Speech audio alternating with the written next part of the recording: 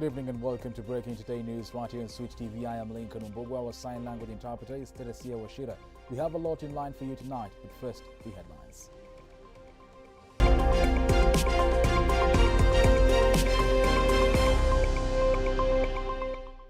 Siaya becomes the first county assembly in the country to approve the Building Bridges Initiative Amendment Bill. According to a survey, if a referendum was to happen today, 70% of the youth in the country will vote against the constitutional amendment recommendations in the BBI report. And the Kenya Revenue Authority and the multi-agency team handling illicit trade and contraband successfully execute 2 operations of illegal businesses along Kangunda Road. We are live on Facebook, YouTube and Twitter. On YouTube, we are live at Switch TV News. Send in your feedback to our SMS line 111 and at Switch TV Kenya. Siaya has today become the first county assembly to pass the Building Bridges Initiative Constitutional Amendment Bill. This comes a day after ODM leader Raila Odinga met with party's MCS to drum up support for the BBI bill. A session chaired by the Speaker, George Okoda, unanimously voted in support of the bill, which was tabled by the Chair of the Justice and Legal Affairs Committee, Francis Otiato. Among those who witnessed the passage of the bill was Siaya Governor Colonel Rasanga, his deputy James Okumbe, and a host of top county government officials who sat quietly in the Speaker's gallery. The due process that was followed in this regard is in accordance with the law, and it captures the spirit of the people of Siaya, and therefore the support that we are giving BBI here today, we want it to be extended so that other counties also do the same, because BBI is the panacea for our future development, peace and tranquility. Otiato had called for the support of the report, which he says had been compiled from public participation forums held in all the 6 constituencies in the county. This House approves the Building Bridges Initiative Constitutional Amendment Bill of 2020. Will as many as of that opinion say aye? Aye. And will as many as of a contrary opinion say nay? The ayes have it. Members of the County Assembly in their contribution denounced insinuations that they have been bribed over 2 million shilling car grant to pass the document, adding that their support had not been influenced by anyone. Nyakundi Kelvin, Switch TV. Thank you, Nyakundi Kelvin. If a referendum was to happen today, 70% of the youth in the country will vote against the constitutional amendment recommendation in the Building Bridges Initiative report. This is according to a report published by the Emerging Leaders Foundation carried out on youth between the age of 18 and 35 in 24 counties. David Kagina with more. A survey done by the Emerging Leaders Foundation shows that 70% of the youth between the age of 18 and 35 from 24 counties, including but not limited to Uasin Gishu, Nakuru, Kiambu and Kisumu, would vote against the Building Bridges Initiative report if a referendum was done today. So the issue of having a bloated government, whereby we have more elected leaders at the top executive, was what repelled most of them, because they saw it as a big barrier that will be able to create issues of tax. Though 80% of them admit accessing the report through various social media platforms, a majority of the youth feel their views were omitted in the compilation of the report.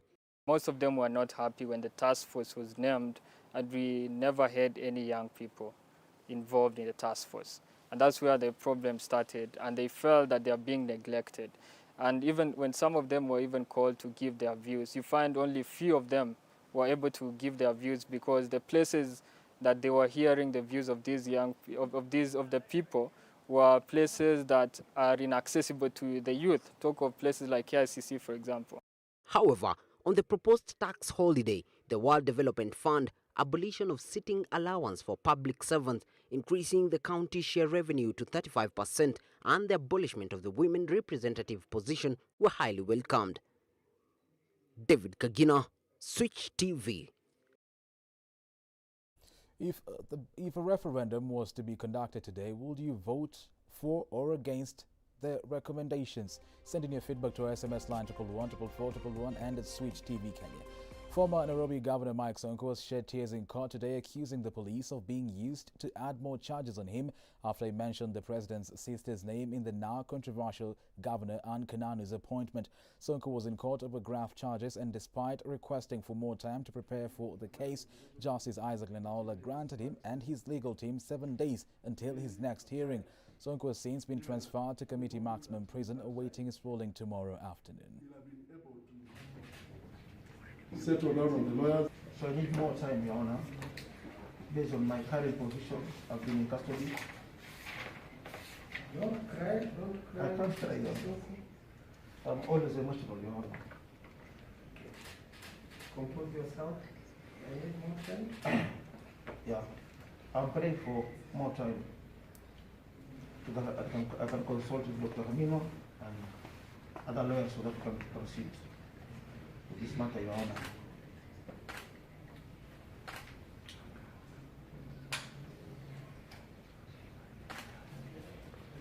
I'm not trying, Your Honor. It's very painful, Your Honor. Meanwhile, Education Cabinet Secretary Professor Prof Magoha has issued a stern warning to students who will be found guilty of committing offences in schools, mostly causing school fires and burning schools' properties. During an inspection at Mukuru Kwanjenga Primary School, Magoha said no student found causing such mayhem will be allowed to any other school. Namukene Samuel reports. With the increasing school fire incidences, the Education Cabinet Secretary Dr. Prof Magoha has issued a stern warning to students who will be caught in such barbaric act. You ban the school, the children's parents shall rebuild that school. We find a child who has banned a school, who has been removed from another school, he will wait for his school to be rebuilt. Speaking during an inspection at Mukuru Kwanjenga Primary School here in Nairobi, Magoha has said that there is an increase of drug and substance abuse in schools and have to be addressed with utmost speed. Some of the behaviors the children are eliciting show that they are either on hard drugs or they are taking alcohol. Magoha claims that most of the schools in the country have achieved above 90% rollout of the desk program that was initiated by the government. And you can see the energy and the enthusiasm and the level of intelligence of those children. And when they are at random, and if I was to score them at a higher question, which is actually a Form 4 question, I would give them a pass. After a mental test with Class 8 pupils in Mukuru Kwanjenga, Magoha has said students were ready to do the national exams later next month, dismissing earlier claims that students were unprepared. With the increasing raging fires in our institution, it is now upon parents to pay for the losses in this school, this according to Professor Prof Magoha. Namukene Samuel, Switch TV, Nairobi. Thank you, Namukene Samuel. On other stories, matatu operators have decried the government's move to ban public service vehicles from carrying passengers to full capacity. The operators are claiming the government is being unfair to them because other public means, including trains, have already restored their normal capacity operations. Majibu Kitsao with his story. Matatu operators are claiming the government is one-sided when it comes to matters public transport, especially in enforcing its safety containment measures to curb the spread of COVID-19. Sisi watu wa matatu tunaona tumefinyiliwa kabisa kwa sababu hata ukienda kule kwa train zinajaza kabisa. Hata ukikuja hapa mwendo wa saa 2 utakuta watu ni wengi kabisa. Lakini tukienda kwa matatu hata tunajiuliza, je, kwani kwa matatu ndio kuna hii ugonjwa? Kwa sababu ikifika wakati wale tunabeba watu 8 peke yake. Haturuhusiwi kubeba zaidi ya hiyo. The operators who condemn the government for the current deficient situation in the matatu sector now want it to ease the measures and allow them to resume their normal operations, among which include carrying passengers to full capacity. Mimi naipinga kabisa watu kwani tubebe gari zetu kama kawaida. Tungeomba sana tafadhali serikali kama inasikia kilio ya mwananchi ituonee tubebe watu kama kawaida. Matatus are typically used by millions of Kenyans on a daily basis, but amid fears that the informal network could be a weak link in the fight against COVID-19, Kenyan authorities issued a series of directives for matatu companies, including that of maintaining 1.5-meter social distance among passengers. Majibu Kitsao for Switch TV. Thank you, Majibu Kitsao. Elsewhere, striking health workers in Mombasa County have urged the county government and County Public Service Board to fast-track the implementation of job promotions and payments of withheld January salaries for them to end the strike and return to work. Led by Kenya National Union of Nurses Secretary General Mombasa Branch Peter Morocco, the health workers are demanding that the county government of Mombasa should honour the appeal letters written by their unions on job promotions, failure to which they will not engage in further negotiations to draft the return to work formula.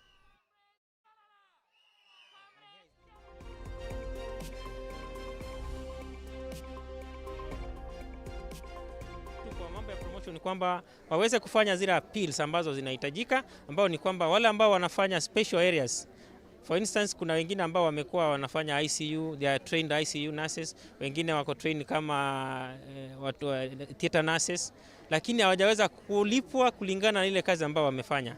Ombi letu kwa serikali ni kwamba wahakikisha kwamba barua ambazo tulikuwa tumeelewana zifanywe, ziwe zimefanywa na zikawa zimepokelewa na wafanyikazi, na wale ambao walikuwa wamekaa kwa muda mrefu bila kuweza kupata promotions pia wawajibike, wahakikisha kwamba wampatia ile grade ambayo tulisema wapate promotion ya job group moja mbali na ile ambayo ilipewa mwaka jana. Moving on, NMS Director General Mohammed Badi was today accompanied by the Public Works and Transport Directorate team and contractors at the launch of the construction of roads in informal settlements.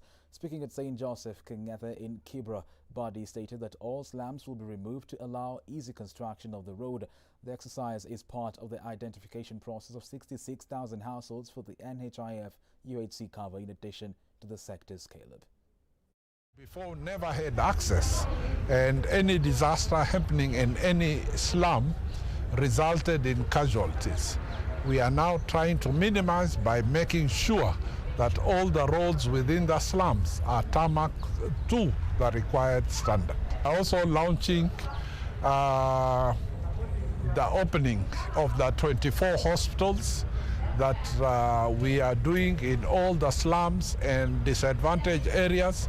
From mid of this month, we'll be opening 2 hospitals per week, and we'll continue until the 24 hospitals are commissioned and running in all the slums areas, all the disadvantaged areas. These hospitals will be free to all the public. Also going on with the hospitals, we'll be commissioning several boreholes within the slum areas.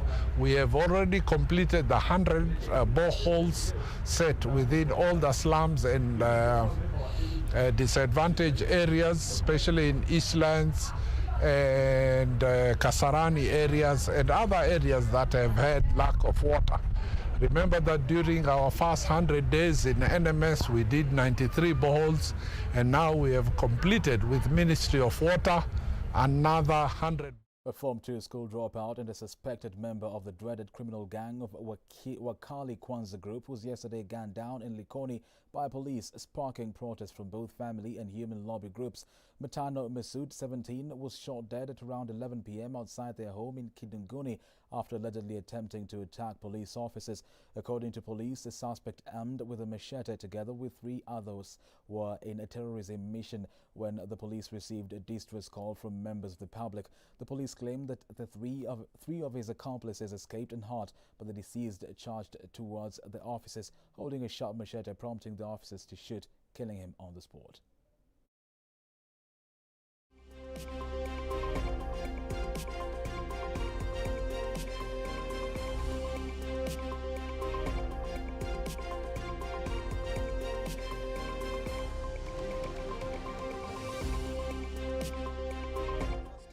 Za hapa tumboni na tumemwangalia, inaonekana kulikuwa na mvutano. Sasa mimi mpaka dakika mimi naomba Uhuru Kenyatta, rais wetu, mheshimiwa bwana Uhuru Kenyatta. Kama iko mtoto wangu ana makosa, siwezi kujua, lakini wangemshika wakampeleka ningejua. Wao wamechukua hatua ya kumuua.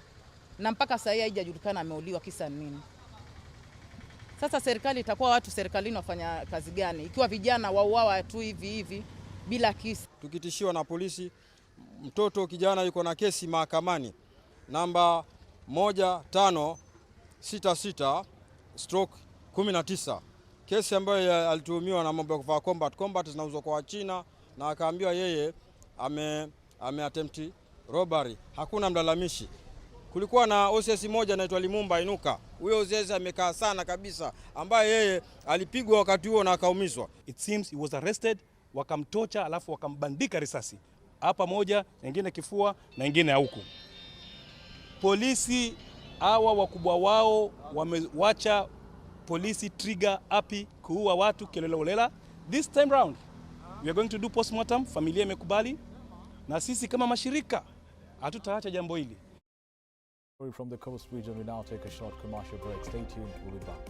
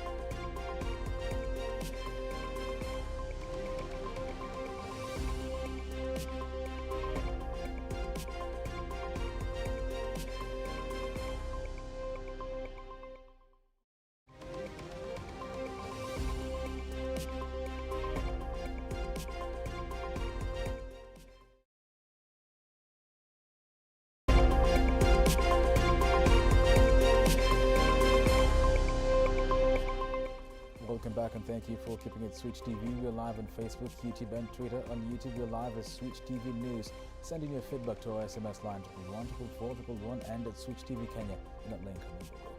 Police officers attached to the government vehicle check unit have impounded 3 county government vehicles with alleged fake number plates in campaign trail for one of Machakos County Senate candidates.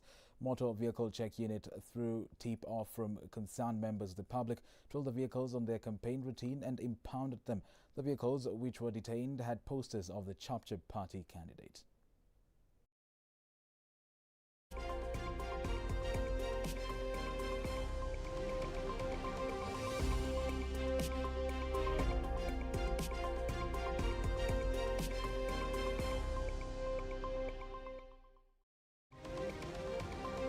Kuna gari za serikali ya kaunti ya Machakos ambazo zimekuwa zikitumika kwa campaign za mmoja wao ambaye anawania kiti cha useneta wa Machakos, ambao ni candidate wa maendeleo chapchap, anaitwa Mutua Katuku. Na tuliona kutoka asubuhi hizo gari ziliweza kuwekwa mafuta katika petrol station ya National Oil na wakaanza campaign. Ni makosa kubwa kwa serikali ya Governor Mutua ambao wanajua sheria vile inasema kwamba huwezi tumia gari ya umma, gari ya county kufanya campaign kwa candidate wao. Na tumekuja hapa na wameonyesha ugaidi ambao maafisa wa serikali wamekuja wametoa posters za candidate wao Mheshimiwa Katuku.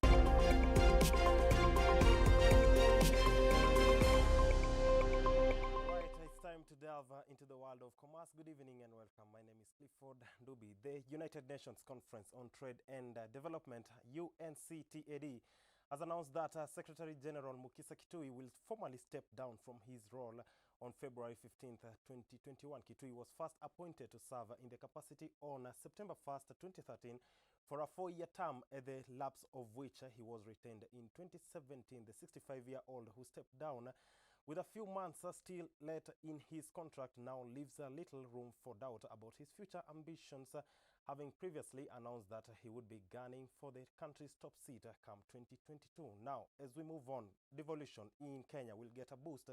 This is after a fruitful meeting between COG and Treasury CS Ukuri Yatani. Counties will receive funds from Treasury that will enable them run projects that have stalled, as well as paying their employees who go months without salaries.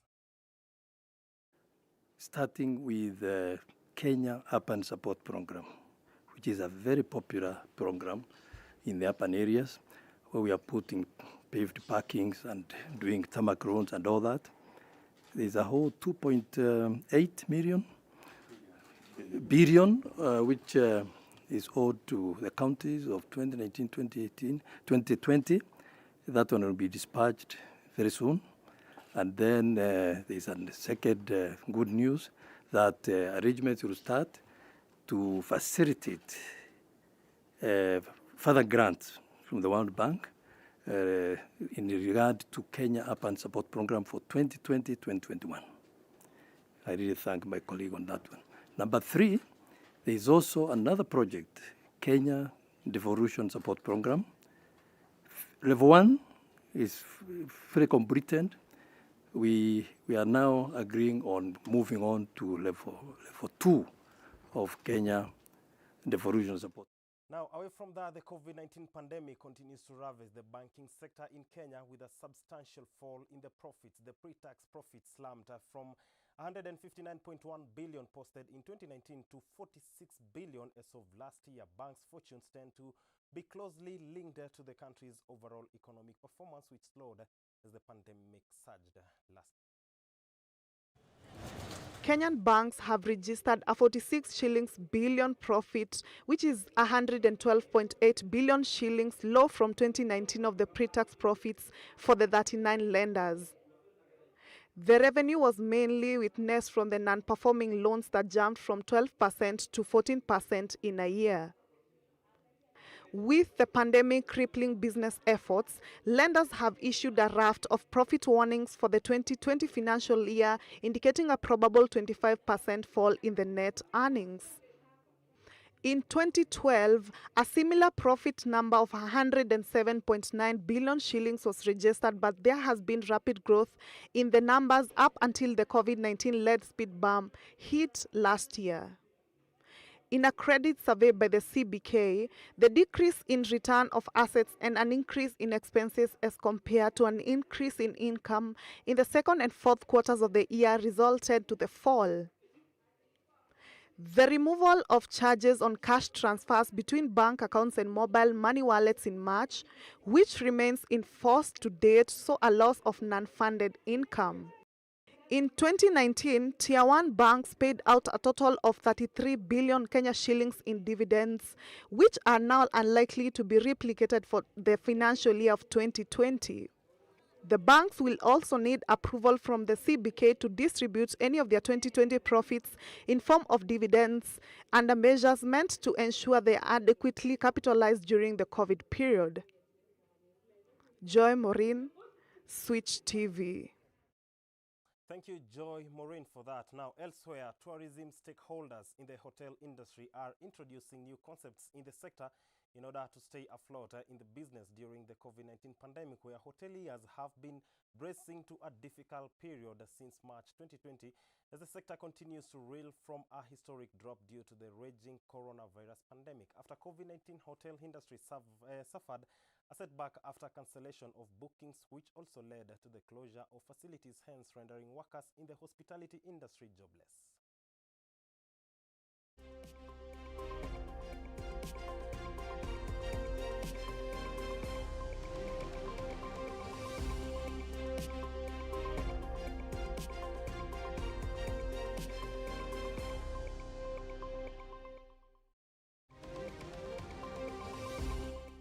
Food, we do tandoori food, we do curries. You see, Kenyans, as Kenyans, we love our nyama choma. So we do a lot of tandoori food, which is basically grilled food, yeah? So we do a lot of grilled food, we do a lot of curries, then we do biryani. Then, you know, you can even come for a cup of coffee in the morning. We even serve coffee, we even serve some salads. You know, after this pandemic, people are going health conscious. So we have some exotic salads which we have done. There are some salads, there are some sandwiches you can have, you know, some.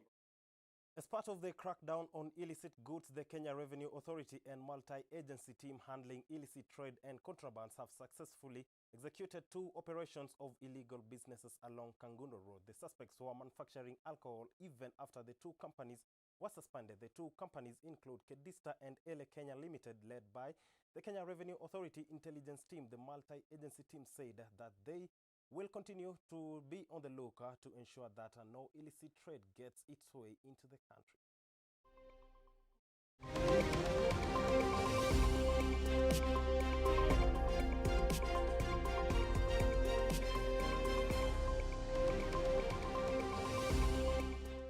Nayo kwa muda tulipata ujumbe ile tunaita intelligence, tukaambiwa kuna kampuni kadhaa zina manufacture pombe bila leseni, wana produce hii pombe bila ya kuweka ama kulipia ile tax, tunaita excise tax ile inafaa kulipiwa. Right, that story from the taxman brings us to the end of business news this evening. Let's do this tomorrow, same time, same place. Up next is sports news.